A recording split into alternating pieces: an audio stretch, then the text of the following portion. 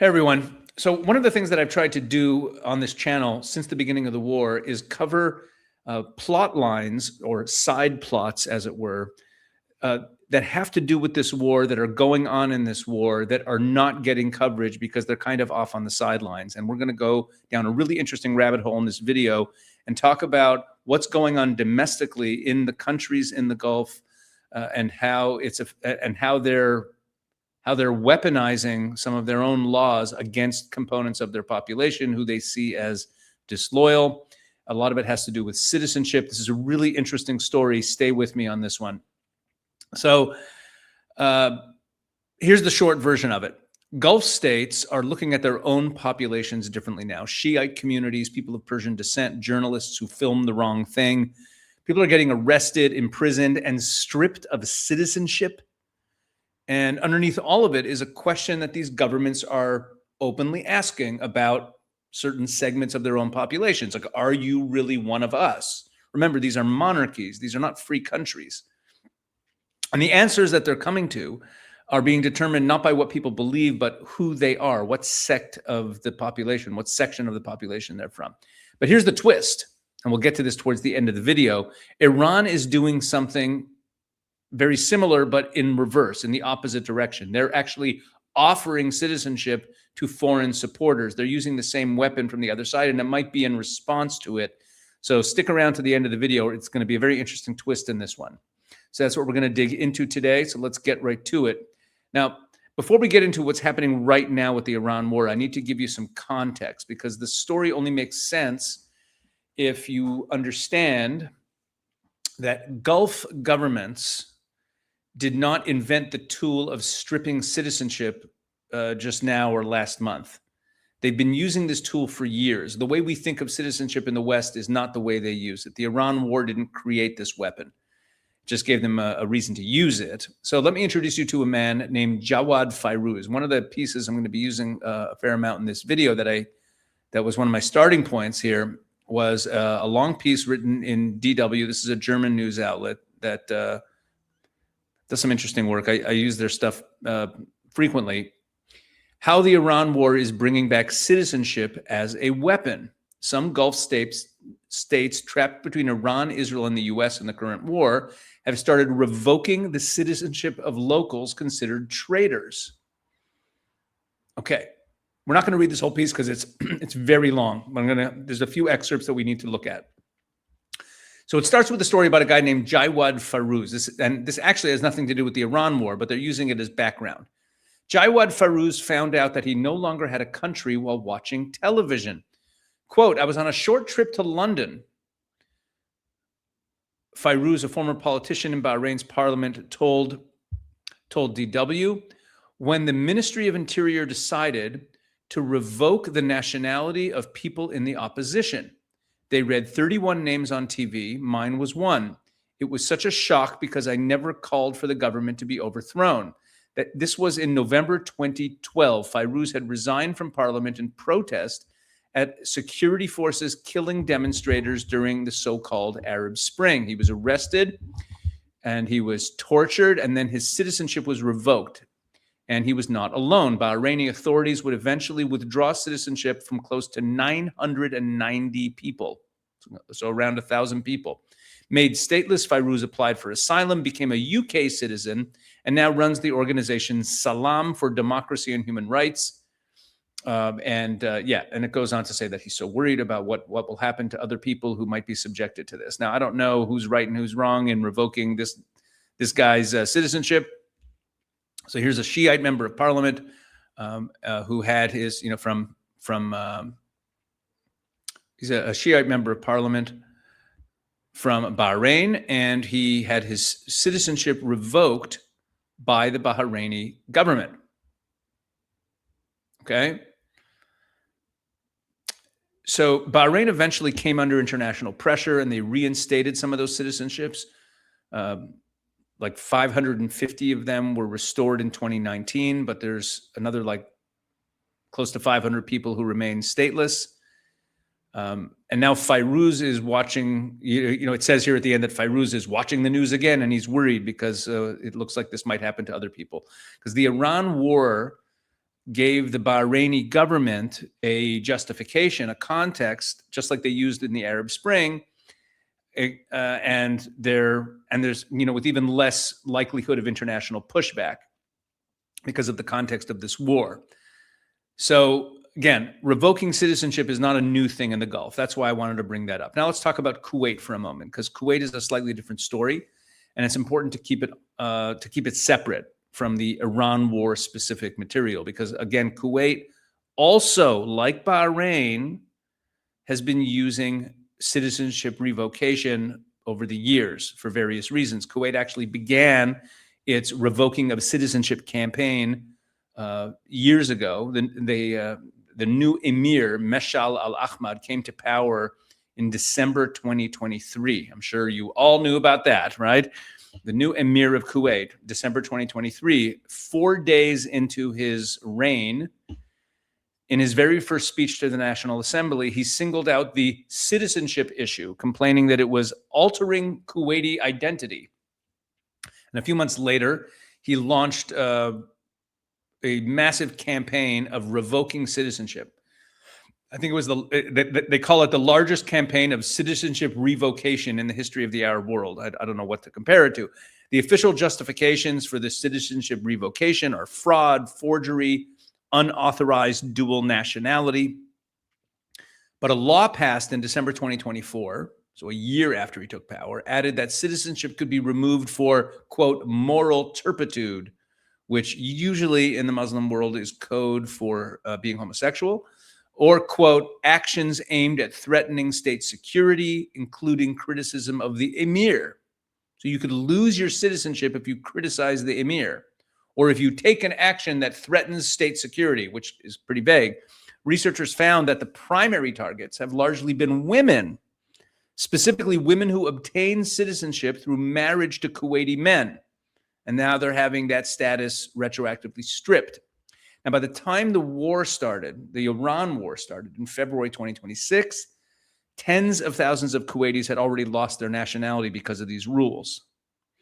The war didn't start this in Kuwait, right? The war, what the war did was it added another layer, another pretext to strip people of citizenship, a new category of disloyalty to prosecute on top of what was already an ongoing campaign. Remember, this is fairly new in Kuwait. It's the last couple of years they've been stripping people of citizenship left and right. Now I want to show you something interesting. And it's from WANA, right, which is our favorite Iranian state media outlet in English. And you know how we read it on this channel. We don't take it at face value. We use it to understand what Iran is doing and saying, right? So WANA has been covering the Kuwait citizenship story, right? They have been covering it. Well, they've been covering, actually, you know what? I don't have that piece up here. But WANA's been covering it. The Iranian state media has been covering the, let's call it, persecution of Shiites in their country, in other countries in the region. That's really what I wanted to just share with you. When you know, Iranian state media is paying attention to these Shiite communities that are being, in their eyes, persecuted across the region. So we'll come back to that in a bit. So let's get back to what happened since the war started on February 28th, because this is where the pre-existing weapon gets activated at a new scale with new justification. So Amnesty International reported that more than 1,000 people across the Gulf states have been arrested in connection with war-related expression. We're talking about people arrested for sharing footage of missile interceptions, for posting content that express sympathy with Iran, for participating in demonstrations. Criminal courts have handed down sentences of 3 to 10 years in prison, in some cases after very fast trials, let's say.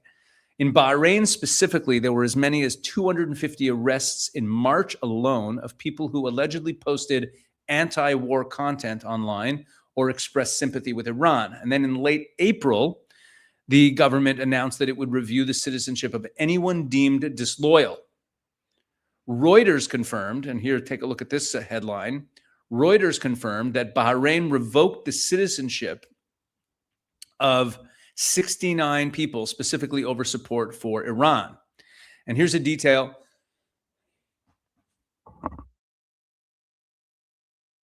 Excuse me. And here's a detail from the DW piece that I think the most important line in the whole article. Can pull that piece back up here. It's from the Bahrain section. Here we go. In the Bahrain part of this article, it cites a Bahraini source speaking anonymously because their family's still in Bahrain, who said this. He said, quote, "I am hearing about arrests of citizens perceived as siding with an enemy state. In particular, people of Persian or mixed Arab and Persian descent are being associated with Iran, regardless of their actual views on the conflict." Think about that. Regardless of their actual views, people are being targeted because of their ethnicity, because they look like the enemy, because of their name. Okay, so let me give you a human case study that illustrates how this works. There's a Kuwaiti television presenter, a state television presenter, meaning she works for the government in Kuwait, named Zainab Dashti. Okay, and we're going to pull up her picture here, and this is from WANA. Okay, Zainab Dashti, Kuwaiti presenter sentenced to 3 years in prison for supporting Iran. Okay, and now the Court of Appeals upheld the verdict. She's been in detention since March. Now, here's what's interesting about this case. Now, and this is because she was posting social media posts that seemed sympathetic to Iran. The charges against her included, and I'm quoting, inciting sectarian strife. That language is very specific. The Kuwaiti government isn't just saying that she expressed sympathy with the enemy, inciting sectarian strife. They're framing her sympathy for Iran as sectarian agitation. So her last name, Dashti, is actually associated with Kuwait's Ajam community, who are ethnic Persians who live in Kuwait. They lived in Kuwait for generations, and they are predominantly Shiite. Now, I haven't found anywhere explicitly that it says that she is Shiite, but this sectarian strife charge tells you that the government is framing this not as necessarily political dissent or espionage, but as a Shiite public figure stirring up her community against Kuwait, the Sunni-aligned state. It's a very deliberate accusation, and it points to something bigger than the Dashti case, right? Which brings me to what I think is the most important part of this whole thing. So I want to zoom out for a moment here, because citizenship stripping and criminal prosecution are things that we can see. They're legal instruments. But underneath all of this is something much bigger in the long run. And this is why this story kind of like matters in the big picture of the war. These Gulf governments are now looking at specific groups within their own populations and treating them as a potential fifth column, not based on actual espionage or Iranian contacts, but based on their family names, their ethnicity, who they are. Look at Bahrain. The DW piece is very clear about the structural reality there. The royal family is Sunni. The majority of the population in Bahrain, just over 50%, is Shiite. And Iran, the enemy in this war, is, of course, a Shiite theocracy. So you have this situation where they're looking at their Shiite population as the problem. So what have we seen? We've seen 250 arrests in a single month, 58 detained clerics, religious leaders, right? Not combatants, not spies. Citizenship reviews are targeting anyone who seems to be or is deemed to be disloyal, right? And then you have, and then you have this source that we just saw, right? You have this source who's telling DW that people of Persian or mixed Arab Persian descent are being swept up regardless of their actual views just because of who they are. So it's not only Bahrain, right? I mentioned Kuwait also. Bahrain, Kuwait. The Index on Censorship, that's a thing, reported that filming the sky after a missile strike became a prosecutable offense in Kuwait. Journalists have been silenced. One Kuwaiti journalist with over 2 decades of experience told them under a pseudonym, because she feared persecution, that she had never seen censorship this bad. There was this guy, Ahmed Shihab Eldin, a dual U.S. Kuwaiti journalist who was detained after posting a geolocated video of a jet crash, right? He was eventually acquitted, but even after he was acquitted, they took away his citizenship, okay? So let me put this plainly. What we're watching is Gulf governments using the Iran war to single out parts of their populations and say, you're not really one of us. And then they're revoking citizenships, imprisoning people, arresting clerics, journalists, right? This is what's happening. So the legal weapon is the citizenship revocation, but the underlying logic is you are not part of our society anymore, or never were. Now let's look at what Iran is doing with all this, because this is really interesting. Okay, so let's put this back on stage. Let's put these articles back up here for you, and we'll see something Iran is doing that is so interesting. Check this out. So they're playing the same game from the other side. So this is Iranian state media, of course. They reported that Iran is moving towards offering citizenship to foreign nationals who supported them during the conflict. Okay, so meaning they're sending a message to Shiite communities across the Gulf, in Bahrain and Kuwait and Saudi Arabia. We see you. We know what your governments are doing to you. We have your back. If they take your citizenship, we'll give you one of ours. Right? It's like they're recruiting, or a loyalty message. They're taking ownership of the Shiites who are being persecuted in these other countries. And then there's the other side of Iran's play. The DW piece reports that an Iranian politician threatened to strip diaspora Iranians of citizenship if they're seen as cooperating with hostile countries. So you have Iranians living outside of Iran who are part of the opposition, and now they're being threatened with losing their Iranian citizenship. So Iran is simultaneously offering citizenship to foreign supporters and threatening to strip it from its own diaspora who are against them. So the Gulf states are using citizenship as a weapon, on all sides here. Everyone's using it to enforce loyalty along ethnic and sectarian lines. Okay, so let's close out this video. Let me tell you why I think this is one of the most significant long-term stories to come out of the war. And this is not about the human rights issue or the international law issue. That's not what I'm concerned with here. It has to do with something much older and more consequential. The Sunni-Shiite divide is over 1,400 years old. It goes back to the earliest decades of Islam. A dispute over succession after the death of Muhammad that split the Muslim world, and they've never fully reconciled. They've never really reconciled. And for most of these 1,400 years, there's been rivalry, violence across the Islamic world over this Sunni-Shiite divide. And now the Gulf states, who have mixed populations, have spent decades trying to manage that tension carefully. So now what are we seeing? Bahrain, with its Sunni royal family that rules over a Shiite majority, they now have, and during those decades of that rule, there's this elaborate system of co-opting certain Shiite leaders and patronage and selective repression. And Kuwait has its significant Ajam and Shiite communities. They also did the same thing, managing the relationship with these Shiites. And now, the unspoken deal for all those decades was, we're not going to bring up the fact that you are heretics in Islam following a different branch of Islam, but just don't challenge our political order. It was kind of an uneasy relationship with their Shiite communities. And now what the war has done is it's blown everything apart, because the government, when a government now arrests, 58 clerics, right? Bahrain intensifies crackdown on Shiites. Number of detained clerics rises to 58. When they start arresting Shiite clerics, when they're stripping citizenship from people because of their family names, and you have a state television presenter who goes to prison for charge of inciting sectarian strife for posting pro-Iran stuff on her social media.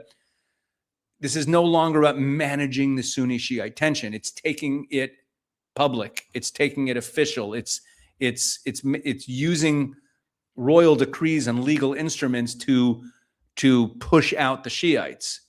And here's the thing about taking side in a 1,400-year-old conflict. You're not going to walk away from it when the war ends. The ceasefire will come. The negotiations will conclude. At some point, this thing will be over. But the Shiite majority in Bahrain will still be there. The Shiites and the Ajamis in Kuwait will still be there. The clerics who were detained are going to be released eventually, right? And they're leaders, right? The families that were stripped of citizenship are going to remain in those countries. They're stripped of citizenship. They're stateless. They've now lost their citizenship, and they're going to be resentful, and they're going to look towards Tehran, and Iran is playing it perfectly. That's why they're covering all of this stuff and they're doing stories about all this stuff. Iran's entire regional strategy has been built on positioning itself as the protector of the Shiites across the Arab world, from Lebanon to Iraq to Yemen, to all over the place. What the Gulf governments are doing right now by treating their own Shiite populations as a fifth column is handing Iran a very interesting recruitment narrative if Iran survives, if the regime survives the war.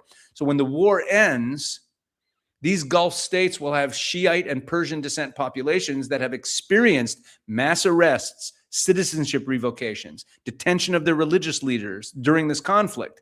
And Iran will have spent months documenting all of this stuff and broadcasting it and presenting itself as the protector of the Shiites. So the Sunni Shiite fault line that the Gulf governments have been walking a tightrope, about for decades, trying to keep it quiet, is going to be in a different place when this is over. Okay, that's the war within the war that no one's talking about. All right, folks. All right, thanks. I hope you found this interesting. Please like, subscribe, share, all that great stuff. And I will try to keep bringing you interesting stories that help you understand the broader picture of what we are experiencing in this war. God bless.